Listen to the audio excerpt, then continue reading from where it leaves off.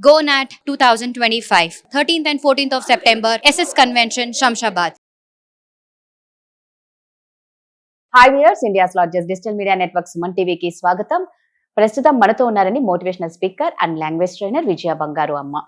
So Vizag లో అతి దారుణం జరిగిందండి. 11 సంవత్సరాల మూగ అమ్మాయికి, మాటలు రాని అమ్మాయిని ఇద్దరు అబ్బాయిలు కలిసి అత్యాచారం చేశారు.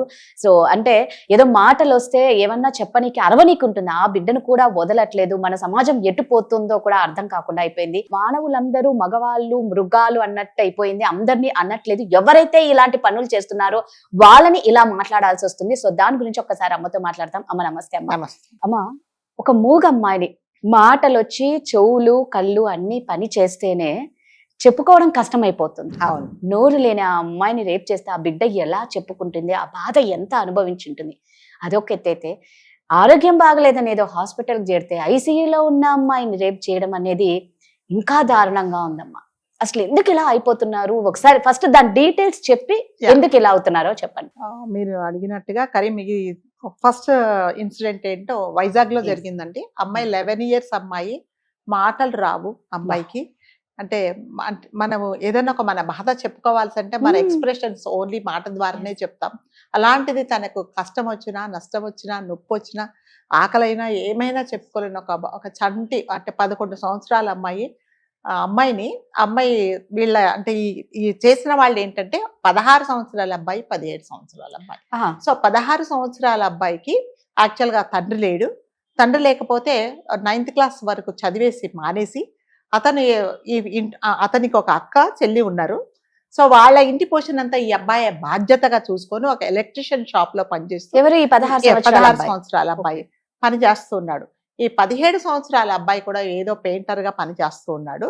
సో ఒక రోజు మొన్న 2 రోజుల కిందట ఏమైందంటే, ఒక రోజు వచ్చి మా ఇంట్లో నాకు ఎలక్ట్రిషియన్ పని ఉన్నది, తెలిసిన వాళ్ళ దగ్గర పని చేయాలని తీసుకెళ్తూ ఉంటే వీళ్ళ అక్క చెప్పింది, వాడు మంచివాడు కాదు, ఎందుకంటే వాడి గురించి ఆల్రెడీ తెలుసు, బయట చెడుదులు తిరుగుతాడు, అతనితో పాటు వెళ్ళకు అంటే, లేదు మా ఇంట్లో పని ఉంది, ఎలక్ట్రిషియన్ పని ఉన్నది కాబట్టి మేము తీసుకెళ్తున్నామని తీసుకెళ్లారు. తీసుకెళ్ళిన తర్వాత వాడు తీసుకెళ్ళింది ఏంటంటే దీనికే. అప్పటికే ఇద్దరు చక్కగా తాపించేశారు. వీడు ఆల్రెడీ తాగి ఉన్నాడు.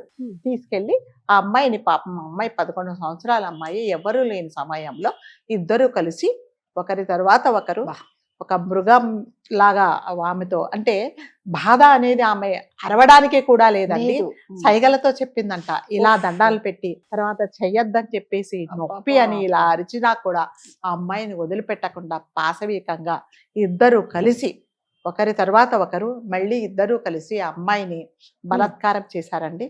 సో తన బాధ ఏం చెప్పుకోవాలో అర్థం కాదు, ఏడవడం తప్ప ఇంకా తను ఏం చేయలేదండి. కనీసం నొప్పి అని కూడా చెప్పలేని బాధ అనుభవించింది 11 సంవత్సరాల అమ్మాయి అండి. ఒక పసి కందే కదండి, ఒక మొగ్గ, అంతే, అసలు తనకి ఏమీ తెలీదు, పసి మొగ్గ. సో ఆ బాధను తల్లికి చెప్పిన తర్వాత ఇంట్లో వాళ్ళకి చెప్పింది అమ్మాయి సైగల ద్వారానే చెప్తే, వాళ్ళు వెంటనే కంప్లైంట్ ఇచ్చారు. కంప్లైంట్ ఇచ్చిన తర్వాత వీళ్ళు ఏం చేశారంటే, ఈ పని చేసిన తర్వాత పారిపోయారనమాట. అసలు దొరకలేదు, వాళ్ళు ఎక్కడికి వెళ్ళిపోయారో తెలీదు. అమ్మాయికి సంబంధించిన వాళ్ళు అందరూ కలిసి పోలీసుల పని వీళ్ళు సగం చేసి పట్టుకున్నారండి. వాళ్ళని పట్టుకున్నారు. అయితే ఒప్పుకున్నారు. ఎందుకు చేశారు అంటే, ఎందుకు చేస్తారండి, మదం ఎక్కి ఏం చేయాలో ఆ పని చేశారు. అంటే ఇప్పుడు అలాంటి పని చేయడానికి తాగక్కర్లేదు రాదు. అంటే చెప్పాను కదా, నేను మీకు చాలా వీడియోలో చెప్పాను, ఇప్పుడు నాకు ఈ పని చెయ్యాలి, ఆకలి అవుతుంది, ఆకలి అవుతే నేను కింద పడిపోతాను, చచ్చిపోతాను అన్నప్పుడు మనం ఎలా భోజనం చేస్తామో అట్లాగే, అంటే వయసుతో నిమిత్తం లేకుండా, చిన్న పెద్ద అనేది ఏమీ లేకుండా ఆ పని చేసేసారు. అంటే వీటన్నిటికీ మళ్ళీ మనం చెప్పుకోవడం ఏంటంటే, సోషల్ మీడియా ఇష్టం వచ్చినట్టు విచ్చలవిడిగా మీకు ఇష్టం వచ్చినట్టు పార్న్ వీడియోస్ చూడడము, తర్వాత వెబ్ సిరీస్ చూడడము, ఇవన్నీ చేయడం వల్ల ఇలా జరిగింది. అంటే ఆ పిల్లలు అలా చేసినప్పుడు నా భవిష్యత్ ఏంటి, మా ఇంట్లో మా అక్కను మా అమ్మను నేనే చూసుకుంటున్నా కదా, మరి నేను ఈ పని చేస్తే నేను జైలుకి వెళ్తాను, మా ఇంటి వాళ్ళ బాధ్యత ఎవరు చూసుకుంటారని ఏమాత్రం అంటే బాధ్యత లేకుండా వాళ్ళు ఆ పని చేస్తారు. వాళ్ళకు కూడా తెలుసు నేను తప్పు పని చేస్తున్నాను, నేను ఎక్కడున్నా కూడా నన్ను పోలీసులు పట్టుకుంటారు, నేను జైలుకి వెళ్తానని కూడా తెలుసు.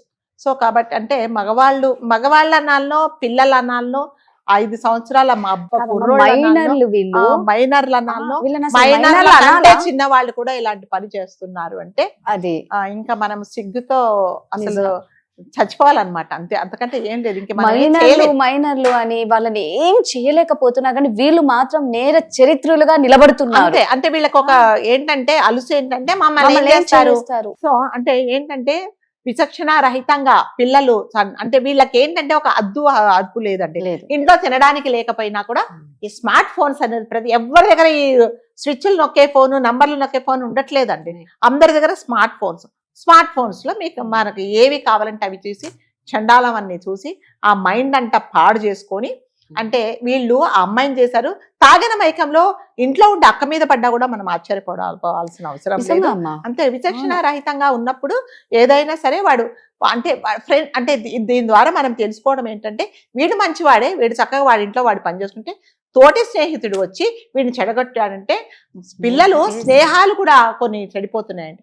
మైండ్ ఫ్రెష్ గా ఉన్నప్పుడు వాడిని చెడగొట్టడం కూడా కొంతమంది చేస్తున్నారు. నేను ఎట్లాగా పాడు పని చేస్తున్నాను, వాడు చేసేవాడు నిజంగా ఆ దరిద్రుడు ఒక్కటి పోయాడా మళ్ళీ వీడిని తీసుకెళ్ళాడు. ఏంటంటే ఎంజాయ్మెంట్ అన్నమాట.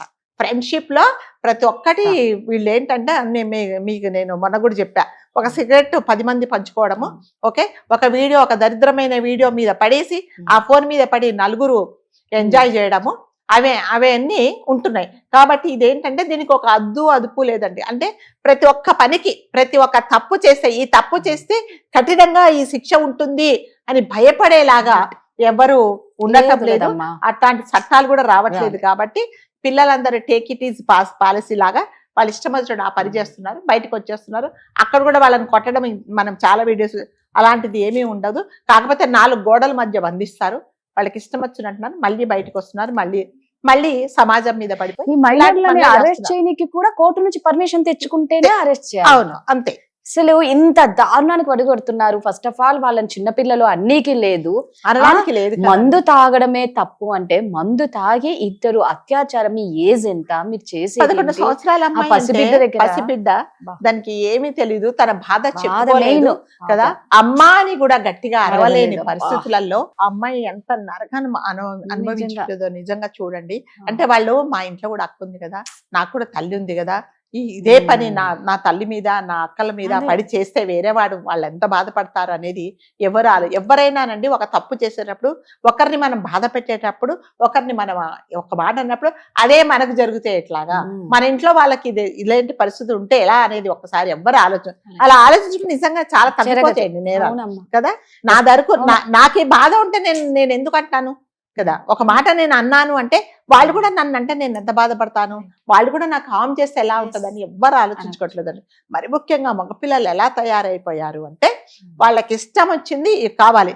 ఇంట్లో ఫోన్ లేకపోతే తల్లిదండ్రులతో పోట్లాడిస్తున్నారు. లాస్ట్కి ఎలాగంటే ఫోన్ మూలాన తల్లిని కానీ తండ్రిని కానీ వాళ్ళు హామ్ చేయడానికి కూడా వాళ్ళు వెనకాట్లేదు, కావాల్సింది ఫోన్. సో చూస్తున్నాం కదండి, నిజంగా అమ్మ చెప్పినట్లు బిడ్డ ఆ నొప్పిని భరించనీకి ఉంది కానీ నోరు తెరిచి అరవనీకి లేదు, వద్దు అని చెప్పనీకి కూడా లేని బిడ్డని అతి కిరాతకంగా వాళ్ళు అత్యాచారం చేయడం అనేది నిజంగా బాధాకర విషయం. ఫస్ట్ ఆఫ్ ఆల్ మైనర్ పిల్లలకి ఇలాంటి ఆలోచనలే రాకూడదు. వచ్చినాయి చేస్తున్నారు అంటే వాళ్ళని మైనర్లు అని ఎలా అనాలో అర్థం కావటం లేదు. బికాస్ శిక్షలు కఠినంగా లేవు కాబట్టే వీళ్ళకు పెద్ద అండ దొరికినట్టు అయిపోయింది.